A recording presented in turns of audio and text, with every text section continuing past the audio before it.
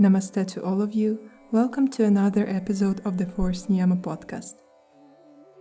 Today I'm talking to Dr. Rajvi Mehta, a highly regarded Iyengar Yoga teacher from Mumbai. Rajvi Mehta grew up in yoga, and ever since her childhood, yoga has been a natural part of her life. Her parents and her siblings were all studying yoga directly from Guruji. All of Rajvi's siblings, Neeta Datta, Arti Mehta and Birjoo Mehta, are also among the most senior students and teachers of Iyengar Yoga. Besides practicing Iyengar Yoga for over 40 years and teaching for over 35 years, Dr. Rajvi Mehta has a master's in microbiology and a doctorate in IVF, and is one of the first clinical embryologists in India. Since 1994, Rajvi Mehta has been a founder editor of Yoga Rahasya, a quarterly publication of Ramamani Iyengar Memorial Institute. In this episode, Rajvi shares how she came to yoga, her first memories of Guruji and his classes in Mumbai, and why, even as a kid, she was mesmerized by him. With Guruji, you genuinely feel like bowing down. The more you get to know him, you just felt that you are blessed to be there, says Rajvi. I hope this interview will be insightful and beneficial for you and would serve you as an inspiration in your yoga practice. Now, let me welcome Rajvi Mehta. Thank you. And let's jump into the interview. There are two questions that I want to ask you in the beginning. Mm-hmm. How did yoga practice come into your life, and how did yoga personally help you? Well, the yoga practice came to my life because my father has been a student of Guruji for a while, and it was just natural for us as children to join Guruji's classes. So it's as simple as that. And to say how it helped you, I can't really comment on that because I started when I was very young. So I didn't really see any gains or benefit or a purpose to do it. It was something which you did. So, it's something you have done for a long time. So there's no before after story. It's just been there as a part of you. So you did not really analyze the... It's very difficult to analyze because when you start when you're 12 or 13, there is things are changing all the time. So one can't say that it is yoga that did this me or it is yoga that did not do this to me. So it's just part of life. Can't really analyze and say, this is what it did. So maybe one can just compare with people around and say, maybe this could be due to yoga. But you can't really have a before and after kind of a story, like I said. Yoga did help me in this way or did not help in this way. It's just part of your life, very much an integral part of your life. Yeah. So was it the case that your whole family was practicing yoga, and was your father a student and a teacher? No, my father wasn't a teacher. He started learning with Guruji, and he soon introduced my brother and sister, elder brother and sister to yoga, then me and my younger sister. So we have, and then my mother joined in a little later. Although she did do things at home, she joined with the other teachers, not directly with Guruji, but with the other senior teachers in Mumbai. And we all started directly with Guruji. So it's like the whole family is into yoga. And we sort of all grew up with it. So even when you're very young, you would hear my father telling stories about the class that he would attend on a Sunday and come back home. And then, describe what happened in class. So we grew up listening to that, and very soon we were in class. So it's like that. So we've been into it for now. Like our family has been into it for more than 50 years. How about your kids, your nephews, no, I don't nieces? have, yeah.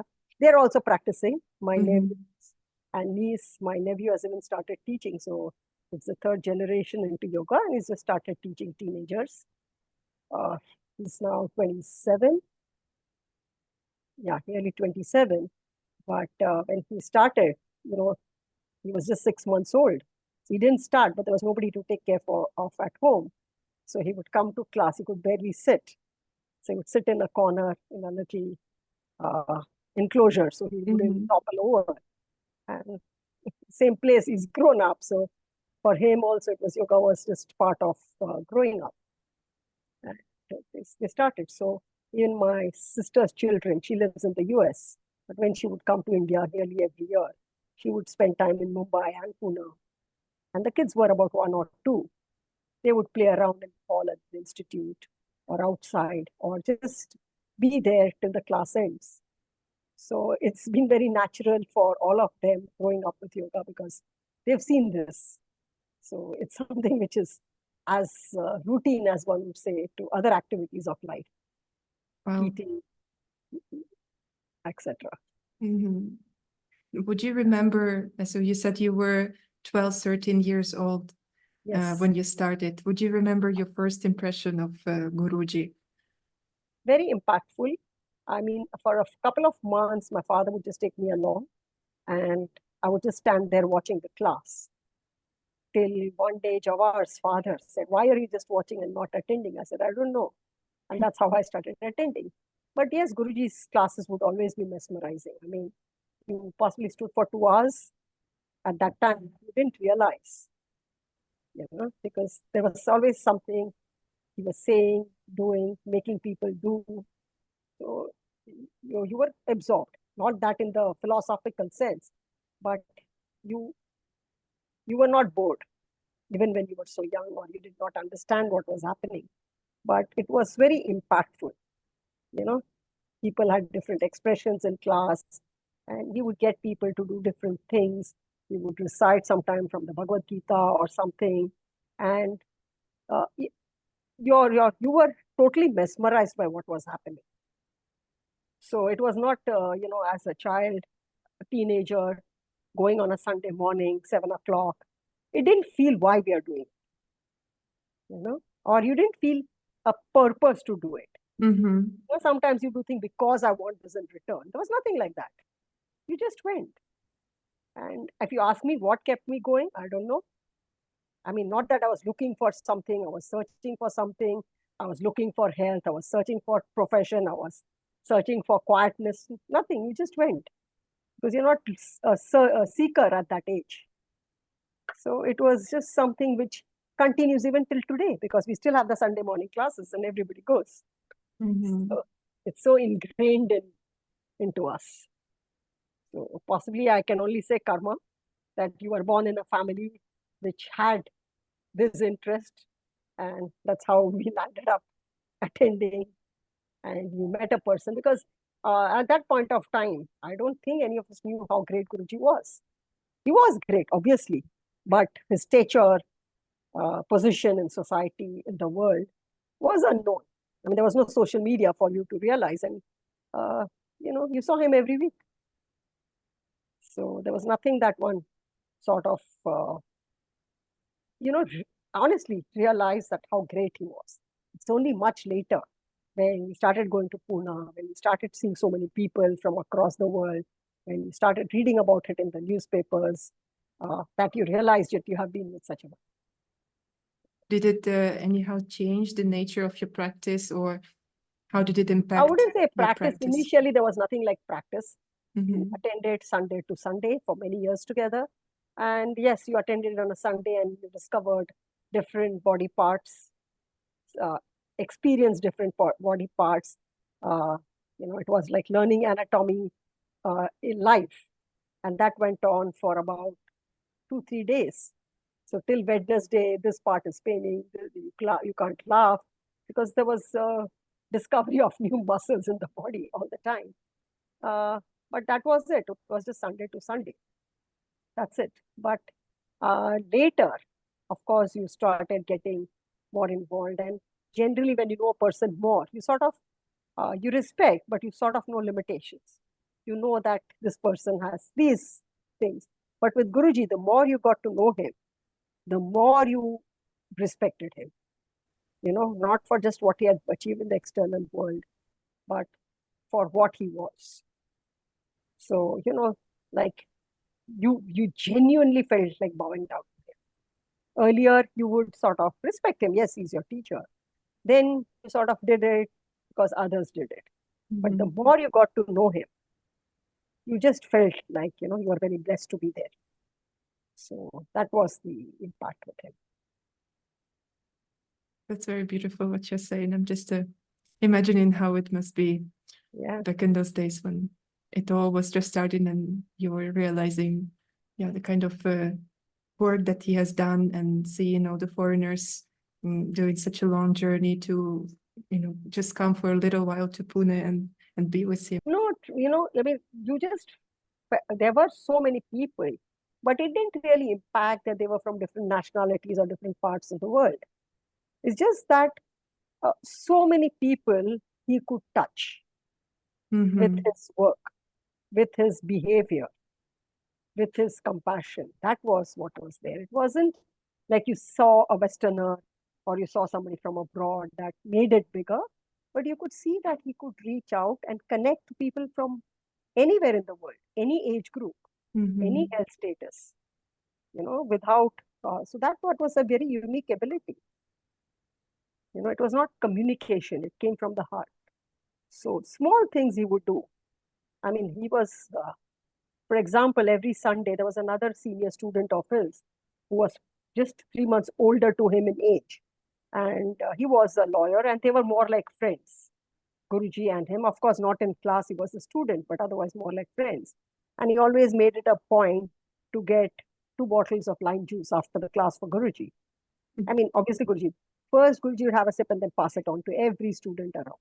Small gestures where he always took care of everybody around. So in class, he was somebody you couldn't even look here or there. You were within yourself. But after class, his role, his thing changed. The level of, the compassion was always there in class, but even after class, small things he took care of. He was very considerate. So all the time, so for everybody, and even the classes would be held. There would be a general class. There would be some patients behind. He would attend to everybody all the time. The classes were not so big. There were 40, 45 people. And invariably, he was there on the weekend. So Bombay, as you know, has heavy rains. It would get flooded. As long as the trains and buses were working, he was there. So it was only natural that the discipline came in. He didn't enforce it, that I will take attendance. If you don't come so many turns, you don't come, nothing. But you felt it. He has come. How can we not go to class? So, everything was inculcated. There was no enforcement. So I think then that became, the discipline came in. So that's what so when you saw that he was going all out to teach, how could you be casual? How could you not be conscientious? How could you just do superficially? And that is the characteristic of all of them. Neeta ji, for example, she wouldn't like people doing things for the heck of it. Okay, so even if you're giving a talk, you have to give in everything that you need to give. You can't just go and, tick mark, I have done my job. No, that was never acceptable to them.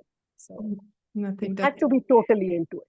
And possibly it was only after you were totally into it that they would encourage you. For example, I remember for 6-7 years, I don't think I had ever spoken to him. 7 years of classes. And one fine day when he sort of saw me, I was overjoyed because I never realized that he knew I was in class. Obviously, he knew because there weren't that many people, but he could see through. So when the seriousness came in, you could see that he encouraged. He could read through people. Do you think that he has given you the sign to encourage you even more in your practice? No, nothing like that.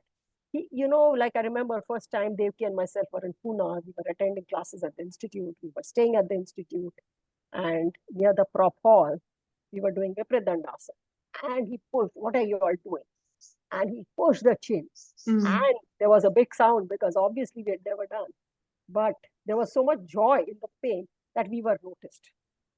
See, it's difficult that, not that we were looking for his attention or any such thing, but when the sort of seriousness came in, possibly, he saw that, or we were now able to understand, he started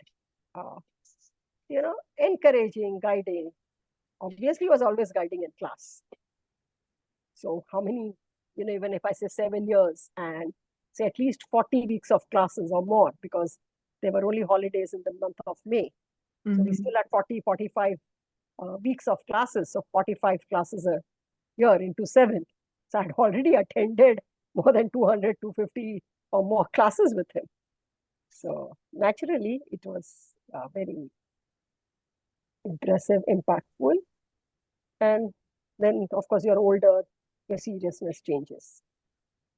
How would you say it has changed? No, that time you just do it Sunday to Sunday, then you understand what he's saying. And even today, you understand what he's saying after 40 years, that this is what he meant to say. The same words are understood differently. You understand the depth of what he was saying. So, say if you take alignment, what people normally would see as balance left and right, balance inside out.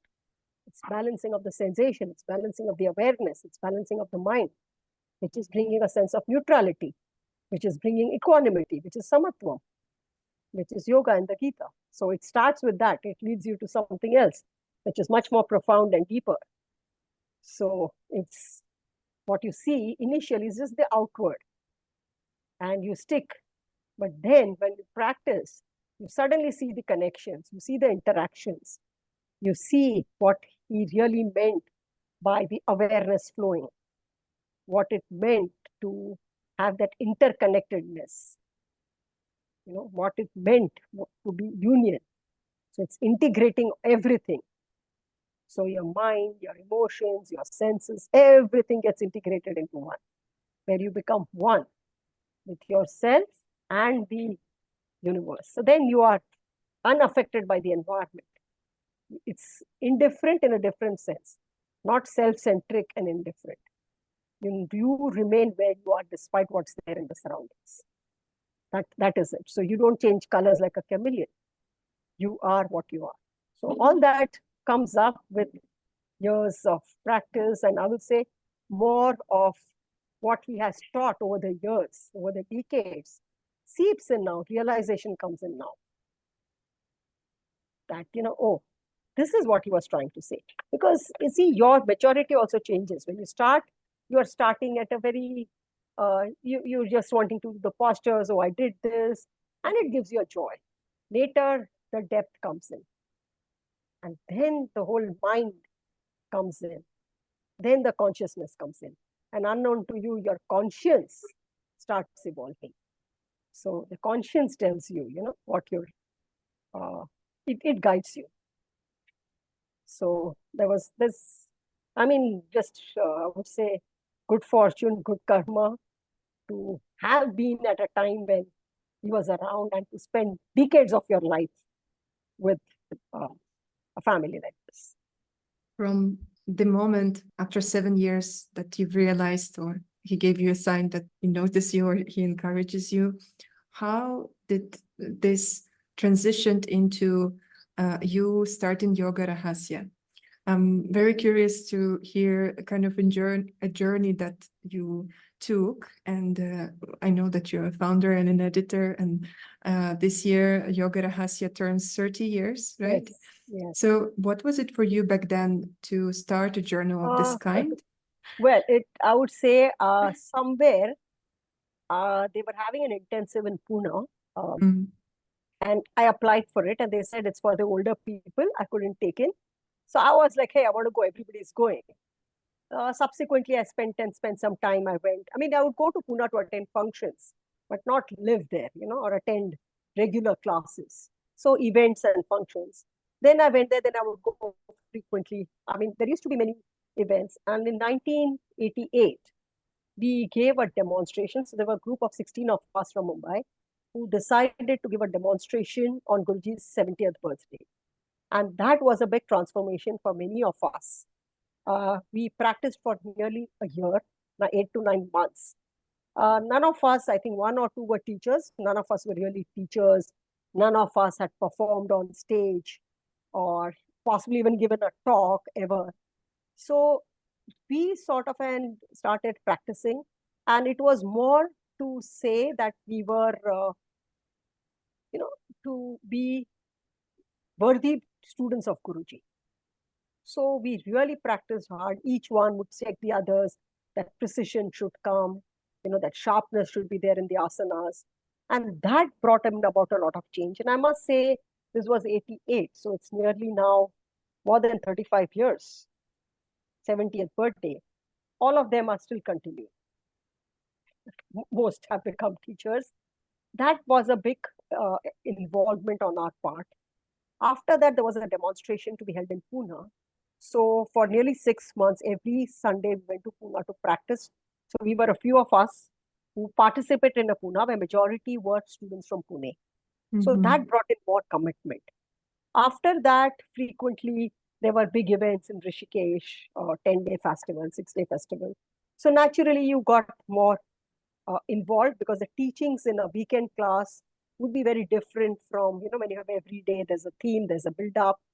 And in 1993, there was Guruji's 75th birthday, and he had a program in Panchgini, Mahabaleshwar, and only 100 people were there, only teachers.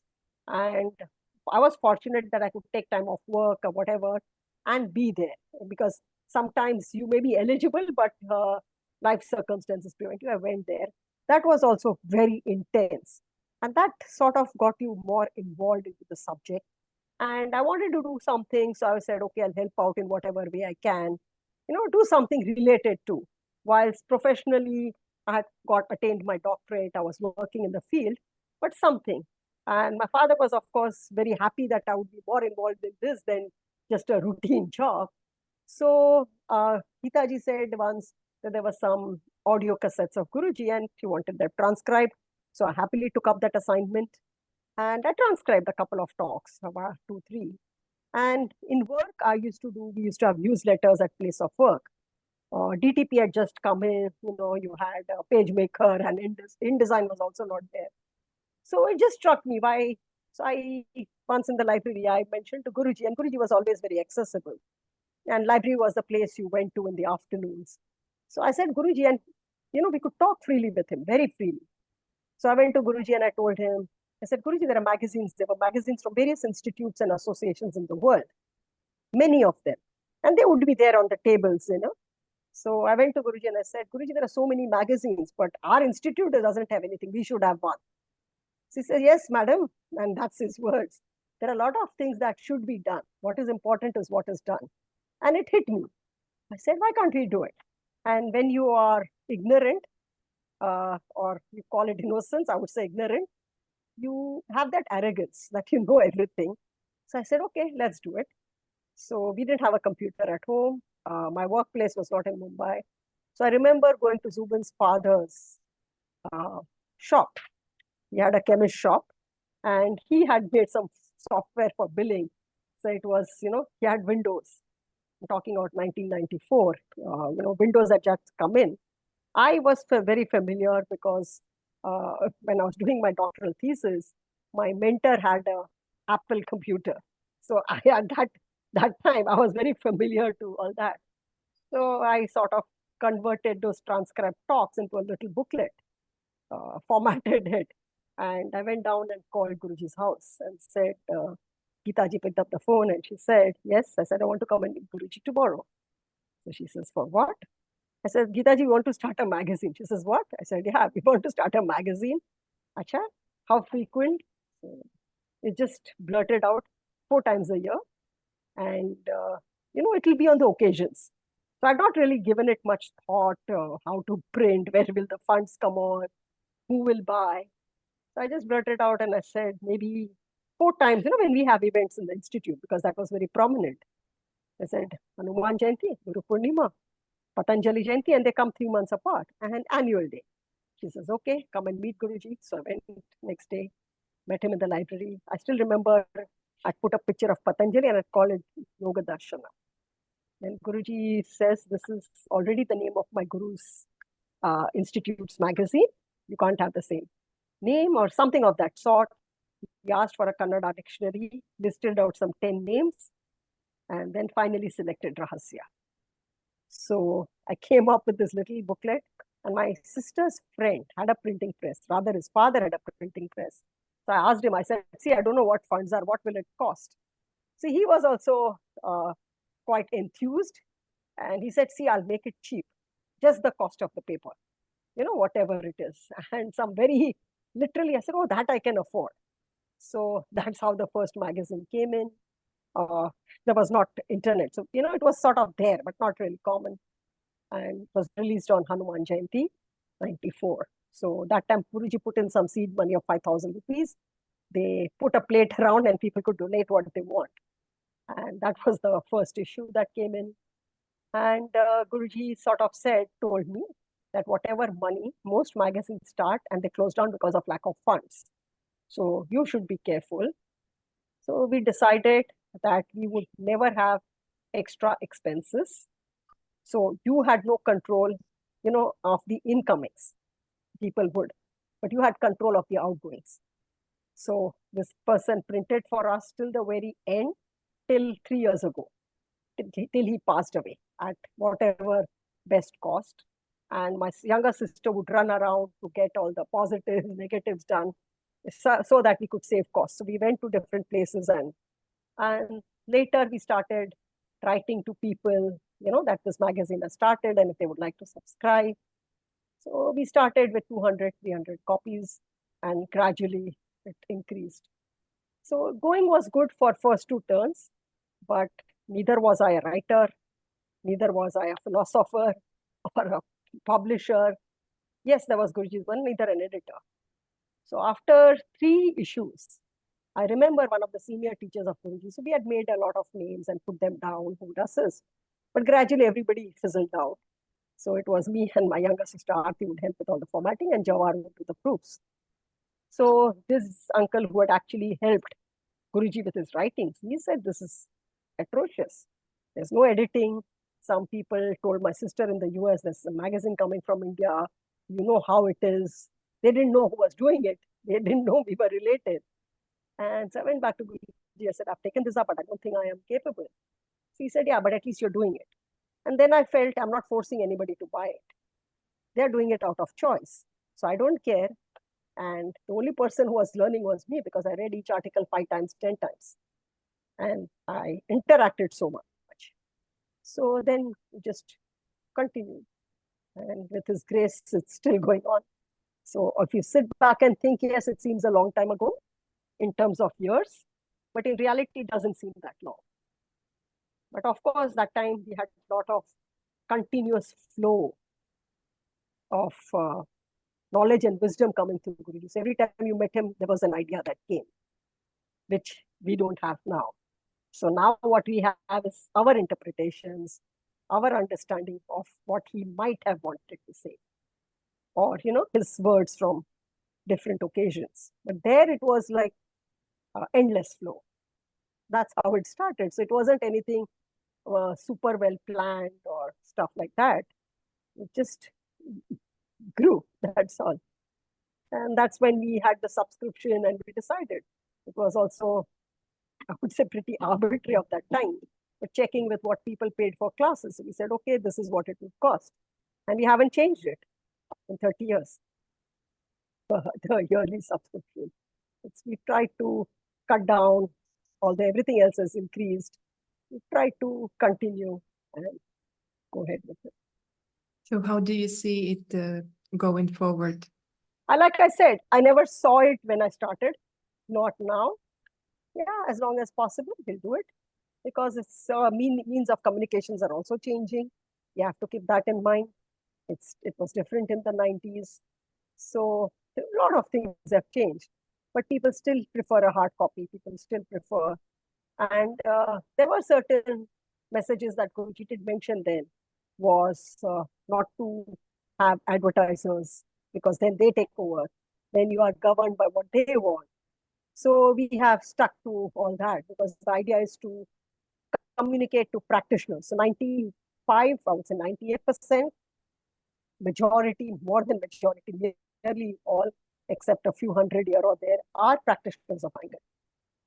So for them, it helps them connect to Guruji's words. You may read it, and then of course we make it thematic, so you see different perspectives coming in. So it evolved over time, where we started having practical articles on therapy, different themes, so people of all levels of practice could understand. Because a novice may more fascinated with articles related to experience of somebody else. But on the other hand, you may have somebody who's a very senior practitioner, may not get so enchanted by the experiences of somebody else. They would like the pure words of Guruji. So it sort of tries to reach out to everybody. And when you are there, you can pick it up. And so, yes, it's become a massive resource material. We didn't plan it like that. We didn't see it like that. It was something which came intuitively and which has been sustained so far. And we sort of becomes a big resource material for practitioners all over the world. So earlier I would say, I see this magazine. Now I notice that most magazines of Iyengar Yoga Institutes would have some article or the other from one of the issues of Yoga Rahasya. So you could see the reverse. Mm-hmm. And it's happy that and we've left it open to associations to reprint articles.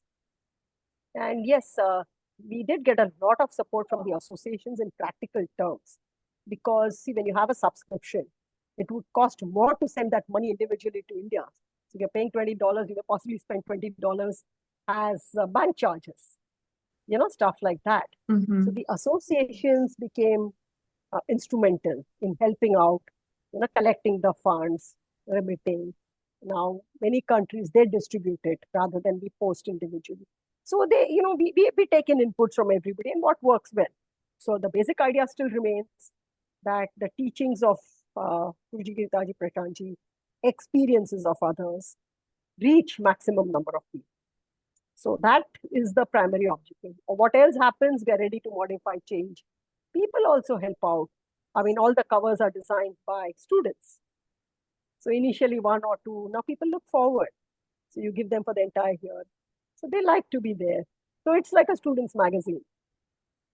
Yeah. And so I think a big contribution came from the person who was printing it, Vijay, who did it till the very end. So he would threaten me. He would tell me that, the world may be doing yoga, but you create a lot of blood pressure for me, because he's the last person in the chain who has to print it. And we had very smartly decided on events which are celebrated in Pune. So, if it was a magazine which has to be released in June, you could do it on 1st of June or 15th or 30th of June. But here there was a day. So it's Guru Purnima day that it is released. So it has to be there. So he always managed to get me the printed copies on time. Mm-hmm. Sometimes 100, sometimes 200, not the entire lot. But yeah, that was a lot of support from a lot of people to get these things done in different ways. So that's how it continues. So I guess sometimes it helps when you're not a professional, but you have the passion, and then everything just comes into place. So possibly if I was knowledgeable, I wouldn't have ventured into it. Because you know the limitations, you know what it involves, that there's a price. So I think it was a lot of arrogance of ignorance, which worked in one's favor. And that I think it was more to do that people were looking, in those days for Guruji's direct words. And this became a means. So that's the story. And it's quite incidental that we released the 100th issue on his centenary. So 2018. Mm-hmm. Yeah, I mean, it was just a coincidence that it happened in that time. So we had finished 99 issues, and then we had a special, normally we had 4 issues a year. So we had Patanjali Jayanti was the 99. And then we felt that, we should have a special issue on Guruji centenary, 100. And so we released the 100th one, and Neetaji released it, which was the last issue released by her. Yeah, I remember the cover of this issue is fantastic. Like the photos of Guruji, which makes his portrait. Yes. So that's the little story. It's something which was not futuristically planned. So, yeah, it moves. And we'll see how long it moves. Yeah, quite a story. But the more arrogant, innocent you are, the more possibilities open up for you. Or like it's you the just support. You mm, realized it after three issues. I realized it, but then the perspective changed. The perspective was, I'm doing it, so that's why we never compel anybody to buy. A lot of time I've been told that you should make it mandatory for teachers. We never did that, so I leave it. It's up to them to. But yes, you want to motivate people to read, because what's there, the depth, will never be communicated directly by you.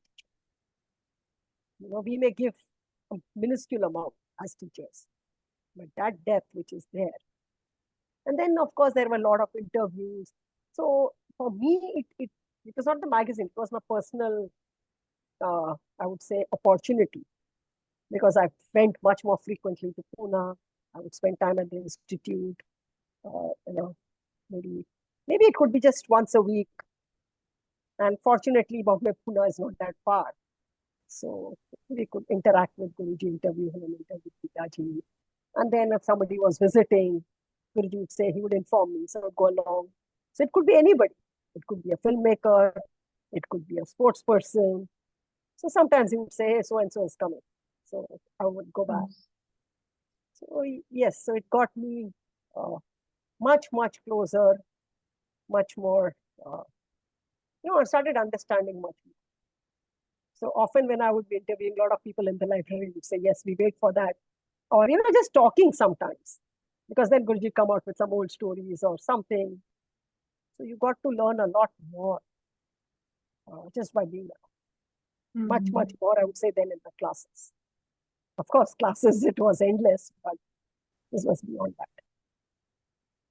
Thank you so much for bringing this up to us, to practitioners of Iyengar Yoga. I found it one of the most valuable, not even a journal, but like manual thesis. Like some of the issues are really like a thesis. Like there is one therapy, and you just open it and you follow. Very inspiring. And I also could relate to what you were saying when your passion and your urge to exploration brings you to very interesting places, and you learn through the process, like what I'm doing now, interviewing, the most senior disciples of Guruji. I find it very helpful for me in the first place, because I'm discovering so many interesting aspects of the subject, and all the conversations are so insightful and so inspiring, and got me thinking for weeks. Some phrase that the teacher shared. So it is a very big support for me in my practice, and so I could totally resonate with what you were sharing. You just have listened to the first part of my conversation with Rajvi Mehta. Don't miss the second part, which is coming shortly. Thank you for tuning in, and I hope this podcast will be of a great support for you in your yoga practice. See you in the next episode.